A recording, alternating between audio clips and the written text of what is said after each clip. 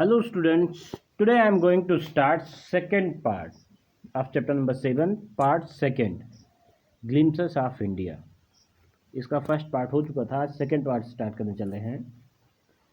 During our childhood in Goa. During our childhood in Goa, the baker used to be our friend, companion and guide.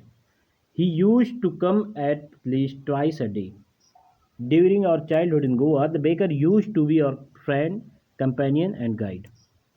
Goa में हमारे बचपन के दौरान baker हमारा दोस्त, साथी और मार्गदर्शक हुआ करते थे.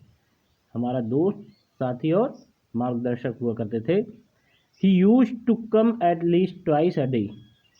वह दिन में कम से कम 2 बार आया करता था. वह दिन में कम से कम 2 बार आया करता था. Once when he set out in the morning on his sailing round, and then again when he returned after emptying his huge basket. एक बार तब जब वह अपनी बिक्री का चक्कर लगाने के लिए सुबह निकलता था, और फिर तब जब वह अपनी खाली टोकरी लेकर वापस लौटता था. The jingling thud of his bamboo woke us up from sleep, and we ran to meet and greet him. Why was it so? Was it for the love of the loaf? Not at all. उसके बांस की खनक हमें नींद से जगा देती थी. उसकी बांस की खनक जो थी हमें नींद से जगा देती, और हम उससे मिलने के लिए भागते थे. ऐसा क्यों था? क्या यह उस डबल रोटी के लिए प्रेम था, या उस डबल रोटी के प्रेम के लिए था? ऐसा क्यों था? Not at all. ऐसा बिल्कुल नहीं. ऐसा बिल्कुल नहीं. The loaves were bought by some paskin और bestin, the maid servant of the house. Double रोटी किसी पास्किन या बस्टाइन के द्वारा खरीदी जाती थी, जो घर की नौकरानी होती थी. What we longed for were those bread bangles which we chose carefully. जिसके लिए हम तड़पते थे वह ये डबल रोटी के घेरे, मतलब जो बैंगल थे, जिन्हें हम सावधानी से चुनते थे. Sometimes it was sweet bread of special make. कभी कभी या कई बार ये स्पेशल बना मीठा ब्रेड होता था. उसमें एक बैंगल टाइप का बना रहता था, तो कभी कभी काफ़ी मीठा होता था. उसके लिए बच्चे परेशान रहते थे. The baker made his musical entry on the scene with the jung jung sound of his specially made bamboo stuff. Baker उसका संगीतमय आगमन उसके स्पेशल बने हुए बांस के डंडे की झंग झंग की आवाज के साथ करता था. One hand supported the basket on his head and the other banged the bamboo on the ground. He would greet the lady of the house with good morning and then place his basket on the vertical bamboo. आगे देखिए. एक हाथ टोकरी को सहारा देते हुए और दूसरा हाथ बांस को धरती में पटकते हुए वह घर की औरतों का नमस्कार के साथ अभिवादन करता था, और फिर अपनी टोकरी को खड़ी बांस पर रखता था. We kids would be pushed aside with him a mild rebuke, and the loaves would be delivered to the servant.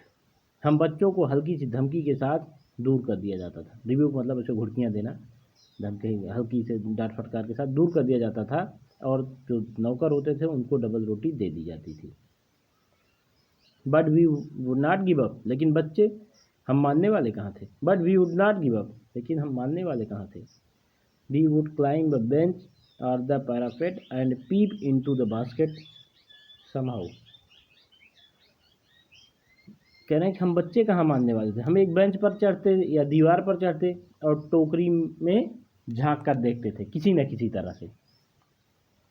I can still recall the typical fragrance of those loaves for the elders and the bangles for the children. कह रहे हैं मुझे आज भी उन double रोटियों के विशेष महक को याद कर सकता हूँ.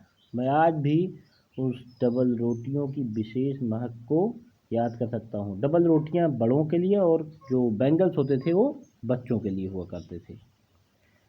Then we did not even care to brush our teeth or wash our mouth properly. और तब हम इसका भी ख्याल नहीं रखते थे, ना ही हम अपने मुंह को धुलने के लिए टूथब्रश के लिए किसी चीज़ का हम ख्याल नहीं रखते थे। फिर हम अपने दांतों को ब्रश करने और मुंह को साफ़ करने की भी परवाह नहीं करते थे। हम अपने दांतों को ब्रश करने या मुंह को साफ़ करने की परवाह नहीं करते थे। आगे देखिए, who would take the trouble of the plucking the mango leaf, sorry एक लाइन छूट गया, एंड वाई शुड बी, और हम परवाह क्यों करें। Who would take the trouble of the plucking the mango leaf for the toothbrush, toothbrush के लिए आम के पत्ते को तोड़ने की परेशानी कौन उठाता। टूथब्रश के लिए आम के पत्ते को तोड़ने की परेशानी कौन उठाता। तो उस समय आम के पत्ते तोड़कर उसी से टूथब्रश बनाए जाते, उसी से टूथब्रश लोग करते थे दातुन वगैरह अपना। तो आगे देखिए, and why was it necessary at all, the tiger never brushed his teeth, hot teeth would wash and clean up everything so nicely after all, और हमें क्यों करनी चाहिए, करें and why was it necessary at all, और ये आखिर ये ज़रूरी क्यों था। शेर कभी अपने दांतों को ब्रश नहीं करता, आखिर गर्म चाय सब चीज़ों को अच्छी तरह साफ कर देती है। ओके स्टूडेंट, यहाँ तक क्लियर हुआ। आगे देखते हैं।